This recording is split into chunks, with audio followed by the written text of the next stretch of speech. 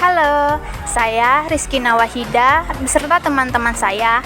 Kami mahasiswi psikologi Universitas Islam Riau dengan dosen pengampu Bapak Ahmad Hidayat STHI MPSI Psikolog.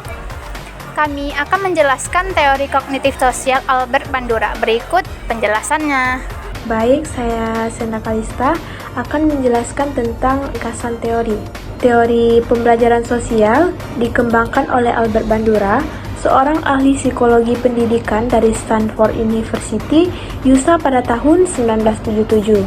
Teori pembelajaran sosial ini menjelaskan bagaimana kepribadian seseorang berkembang melalui proses pengamatan, di mana orang belajar melalui observasi atau pengamatan terhadap perilaku orang lain yang dianggap mempunyai nilai lebih dari orang lain.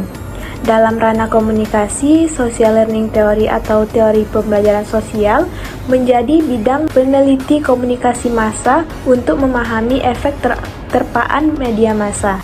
Selanjutnya, tokoh pencetus teori Albert Bandura dilahirkan di Mandernather, Alberta, Kanada pada 4 Desember 1925. Beliau mengambil jurusan psikologi di Universitas British Columbia dan mengambil master di Universitas Iowa. Eksperimen yang sangat terkenal adalah eksperimen Bobo-Doll pada tahun 1961. Ya, dengan saya di sini Siti Alfiana Rahma.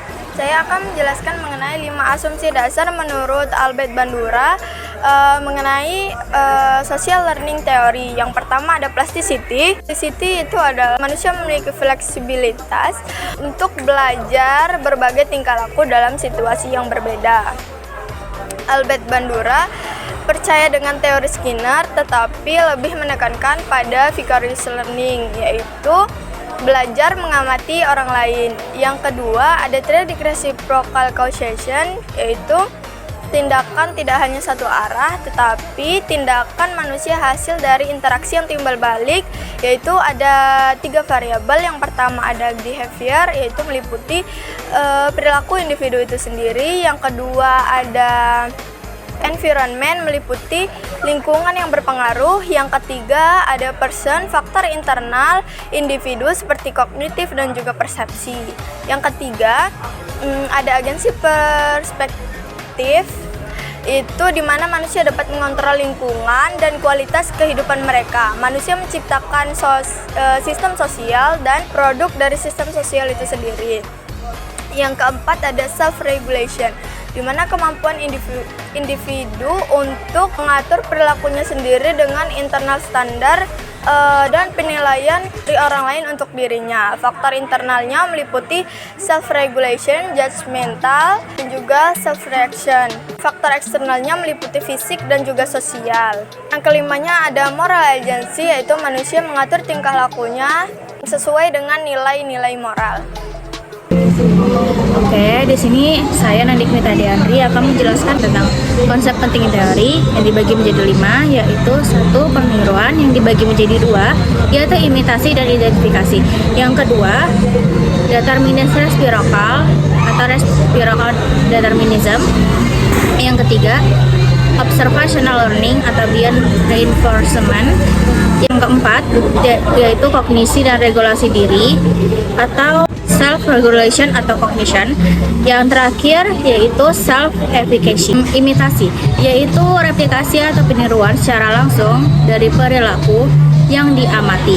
Yang kedua ada identifikasi, yaitu perilaku meniru yang tidak sama persis dengan apa yang dilihatnya, namun membuatnya menjadi lebih umum, namun lagi memiliki tanggapan yang berhubungan. Sebagai contohnya yaitu anak kecil yang menonton film Tom and Jerry tidak memukul dengan tongkat, tetapi menyiram kakaknya dengan seember air. Yang kedua yaitu determinisme reciprocal atau reciprocal determinism. Dalam menganalisis perilaku seseorang, ada 3 komponen yang harus ditelaah, yaitu individu itu sendiri atau person, lingkungan atau environment, atau yang ketiga yaitu behavior atau perilaku si individu itu sendiri.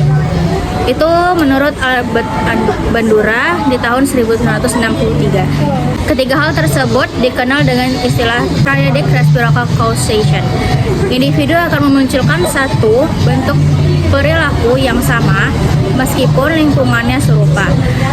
Namun, individu akan bertindak setelah ada proses kognisi atau penilaian terhadap lingkungan sebagai stimulus yang akan ditindaklanjuti. Yang ketiga yaitu observational learning atau beyond reinforcement. Bandura memandang teori Skinner dan Hall terlalu bergantung pada reinforcement. Jika setiap unit respons sosial yang kompleks harus dipilah-pilah untuk di-reinforce satu persatu, bisa jadi orang malah tidak belajar apapun. Menurutnya, reinforcement itu penting dalam menentukan apakah suatu tingkah laku akan terus terjadi atau tidak.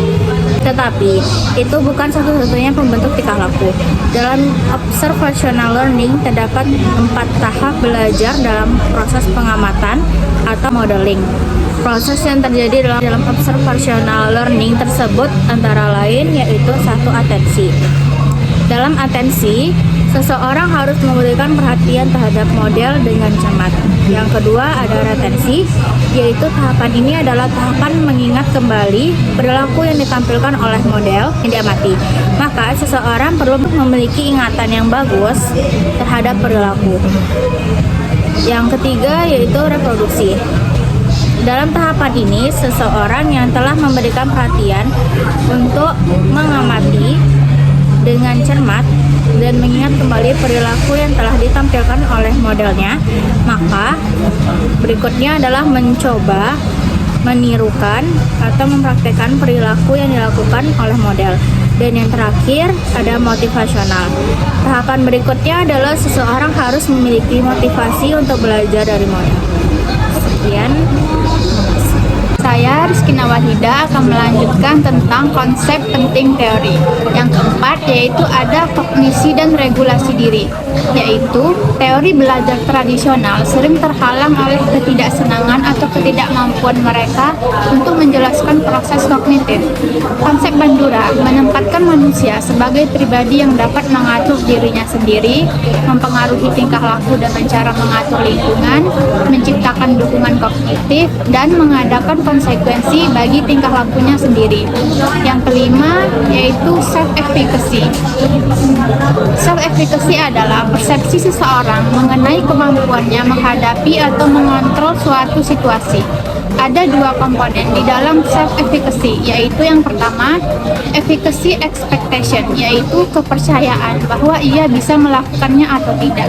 Yang kedua, outcome expectation, yaitu perkiraan individu bahwa suatu outcome tertentu akan muncul dan pengetahuan mengenai apa yang harus dilakukan. Selanjutnya, di sini saya akan menjelaskan tentang model teori. Teori belajar sosial berusaha menjelaskan tingkah laku manusia dari segi interaksi timbal balik yang berkesinambungan antara faktor personal, tingkah laku, dan faktor lingkungan. Dalam proses determinisme timbal balik itulah terletak kesempatan bagi manusia untuk mempengaruhi nasibnya maupun batas-batas kemampuannya untuk memimpin diri sendiri.